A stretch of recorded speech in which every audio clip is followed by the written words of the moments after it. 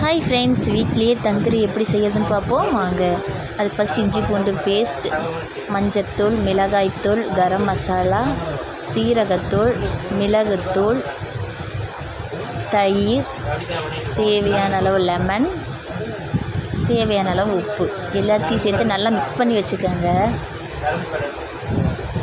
இப்போ நம்ம கழுவி வச்சிருந்த சிக்கனோட அந்த மசாலாவை சேர்த்து நல்லா மிக்ஸ் பண்ணி வச்சுக்கலாம். மசாலா எல்லா பக்கமும் படுற மாதிரி நல்லா தேய்ச்சி வச்சிடலாம்.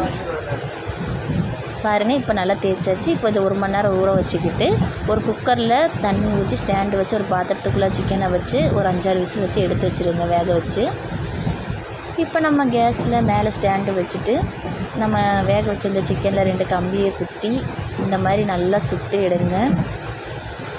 சுவையான தந்தூரி வீட்டிலேயே ரெடி. இதை செஞ்சு பார்த்துட்டு எப்படி இருக்குது சொல்லுங்கள். இந்த வீடியோ பிடிச்சிருந்தா லைக் பண்ணுங்கள், ஷேர் பண்ணுங்கள், சப்ஸ்கிரைப் பண்ணுங்கள். தேங்க்யூ.